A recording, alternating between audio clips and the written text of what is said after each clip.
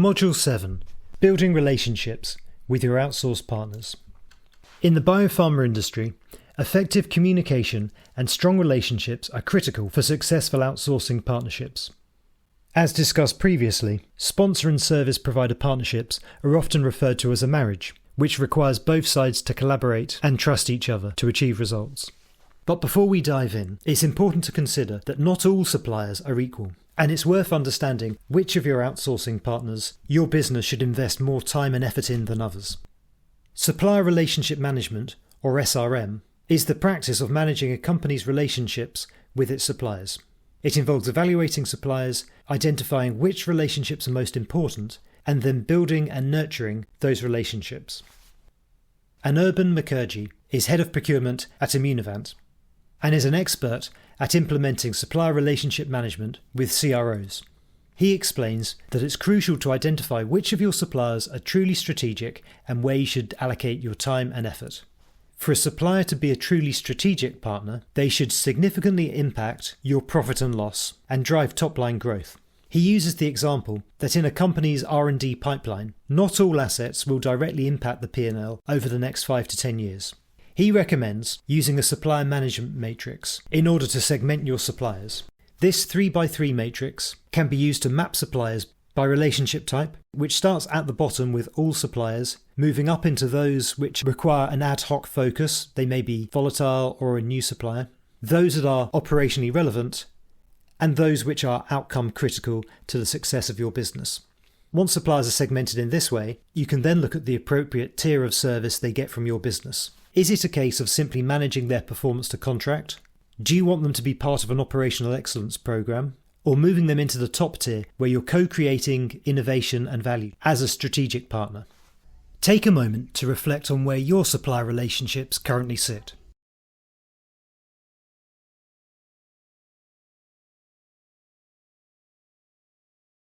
If we're honest about it, most supplier relationships are probably around here, receiving an ad hoc focus and being managed to contract.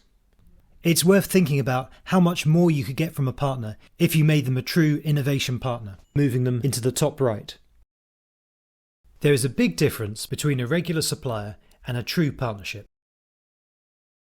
Warren Buffett said that a partnership is not a legal contract between two equal individuals, it's an emotional alliance between two people, or in this case companies, who are committed to each other's success.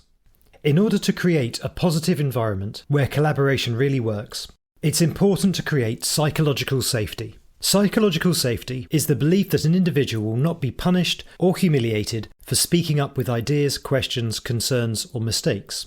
In teams, psychological safety refers to team members believing that they can take risks without being shamed by other team members, whether that's internally or externally. To show why this is so important, Project Aristotle was a project undertaken by Google to understand what makes teams successful. The project aimed to identify patterns and behaviours within teams that led to high performance. Started in 2012, Google spent 2 years studying 250 attributes across 180 teams. The study found that, of all the different factors that can create effective teams, psychological safety was the most critical, as team members felt safe to take risks and be vulnerable in front of each other. And while other attributes such as dependability, having clear roles and structure, deriving meaning from their work, and feeling as though their work matters and makes an impact, were all important factors, psychological safety emerged as the most important, finding that teams with an environment focused on value and respect are more successful. They learned that teams with higher psychological safety are less likely to leave the organisation, more likely to harness diverse ideas, bring in more revenue, and are rated as effective twice as often by executives. Here are some steps you can take to building strong relationships with outsourcing partners built on a foundation of psychological safety. First, invest in relationships. Cultivate personal relationships between team members on both sides. Take the time to understand your partner's capabilities, challenges, and their priorities, and encourage executive engagement with suppliers. As too often, executives only become involved once a critical issue arises, so make a compelling case for why your leadership should invest time in the relationship also. Establish lean and clear communication channels. Set up a cadence of regular meetings, from weekly check-ins to quarterly and annual business reviews. For a better collaboration, Make sure to build in time for non-operational meetings to learn about the human side of the people you're working with. Set up shared folders and documents to ensure that all stakeholders have access to relevant information when they need it. Foster trust and transparency between sponsor and service provider. Create an environment that encourages open dialogue. And role model this yourself by providing constructive feedback. Work to create an atmosphere of honesty and transparency, which is helped by finding time to meet in person. Philip Kudzier is Director of CMO Management at Daiichi Sankyo. He explains the importance of honesty between CMO and sponsor, saying he finds it difficult to work with someone who tells half-truths and whole lies. I'd rather someone say, "Someone messed up and threw away a roll of your labels," than to hide this or make up an excuse, adding that it's human to make mistakes and things can happen.